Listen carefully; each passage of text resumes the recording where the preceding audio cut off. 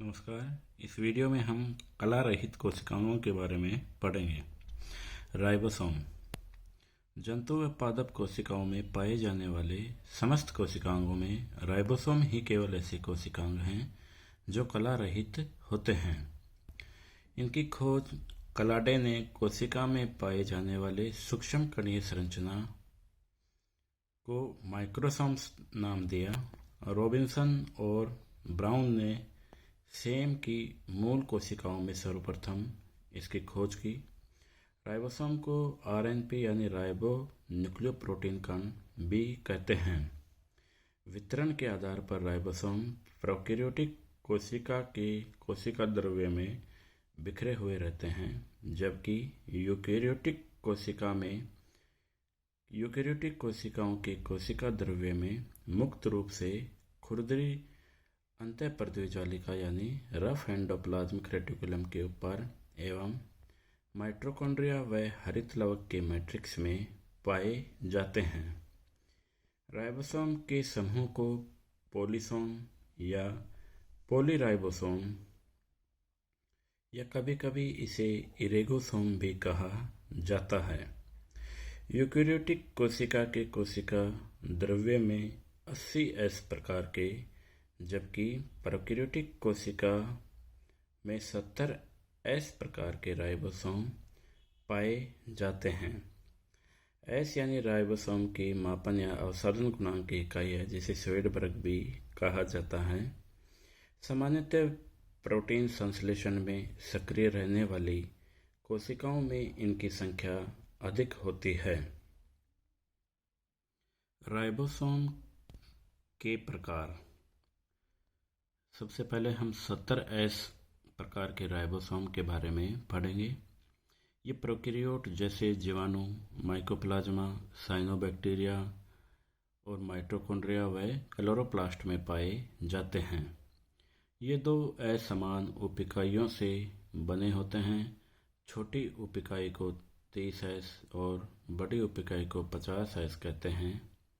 संरचना: 30S उप-इकाई एक प्रकार के आरएनए जिसमें 16S और 21 प्रकार के प्रोटीनों से बनी होती है, जबकि 50S उप-इकाई 2 प्रकार के आरआरएनए 55 यानी 55 एवं 23S और 34 प्रकार के प्रोटीनों से मिलकर बनी होती है।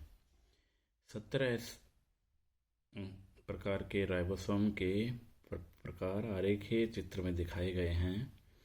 70S राइबोसोम जो 30S और 50S उप-इकाइयों से मिलकर बने होते हैं। 30S में 16S आरएनए और 21 प्रकार के प्रोटीन भाग लेते हैं, जबकि 50S उप-इकाई में आरएनए और 34 प्रकार के प्रोटीन होते हैं। आरआरएनए 2 प्रकार के होते हैं, 5S और 23S। 70S राइबोसोम की संरचना जटिल होती है। ये 30S एवं 50S दोनों उप-इकाइयां इस प्रकार संयुक्त होती है कि उनके बीच एक सुरंग बन जाती है। इसी सुरंग में mRNA आकर स्थित होता है। दोनों उप-इकाइयों के संयोजन के लिए मैग्नीशियम आयन की अत्यंत निम्न सांद्रता अर्थात 0.03 m की आवश्यकता होती है।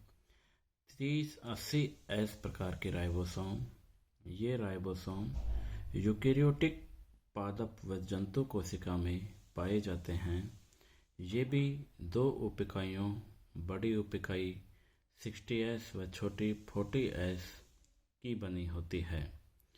80S प्रकार के राइबोसोम की संरचना देखी जाए तो राइबोसोम की 2 उप-इकाइयां 40S व 60S आपस में मैग्नीशियम +2 यानी मैग्नीशियम आयन की निम्न सांद्रता पर जुड़ जाते हैं। इसमें 4 प्रकार के आरआरएनए एवं 84 प्रकार के प्रोटीन्स पाए जाते हैं। 40S उप-इकाई में एक प्रकार का आरआरएनए 18S एवं 34 प्रकार के प्रोटीन पाए जाते हैं, जबकि 60S उप इकाई में 3 प्रकार के rRNA जिनमें 5S, 5.8S एवं 28S तथा लगभग 50 प्रकार के प्रोटीन होते हैं।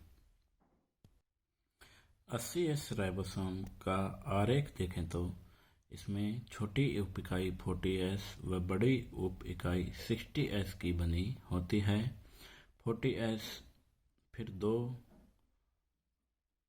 भागों में विभक्त होती है, जिसमें 18S rRNA एवं 34 प्रकार के प्रोटीन सम्मिलित होते हैं, जबकि 60S उप इकाई जो कि बड़ी उप इकाई होती है, इसमें rRNA 3 टाइप के होते हैं, 5S, 5.8S एवं 20S, और इसके अतिरिक्त इसके निर्माण में 50 प्रकार के प्रोटीन्स भाग लेते हैं।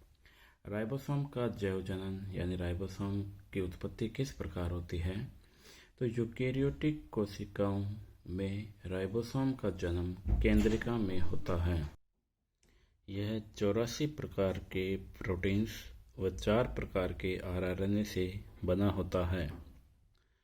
प्रोटीन का संश्लेषण कोशिका द्रव्य में उपस्थित राइबोसोम पर होता है, जबकि 4 प्रकार के rRNA में से 3 प्रकार के rRNA 5.8S, 18S एवं 28S का संश्लेषण केंद्रिका में, जबकि चौथे 5S rRNA का निर्माण गुणसूत्र पर अनुलेखन या रेप्लिकेशन द्वारा होता है।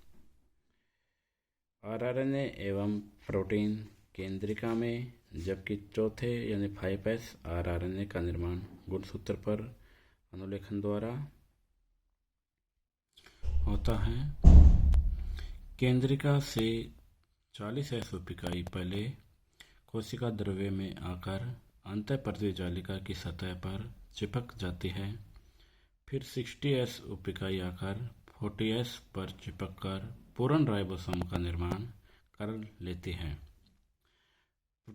प्रोकैरियोटिक कोशिकाओं में केंद्रिका का अभाव होता है, अतः 70S प्रकार के राइबोसोम का उद्गम यानी इनका जो निर्माण होता है वो कोशिका द्रव्य में ही होता है।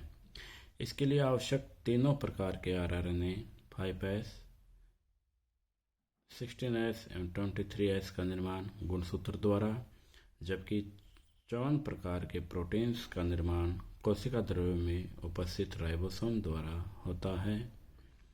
कार्य, राइबोसोम के कार्य देखें अगर हम, तो राइबोसोम का मुख्य कार्य प्रोटीन संश्लेषण करना है। ये mRNA के लिए टेम्पलेट का कार्य करती हैं। धन्यवाद।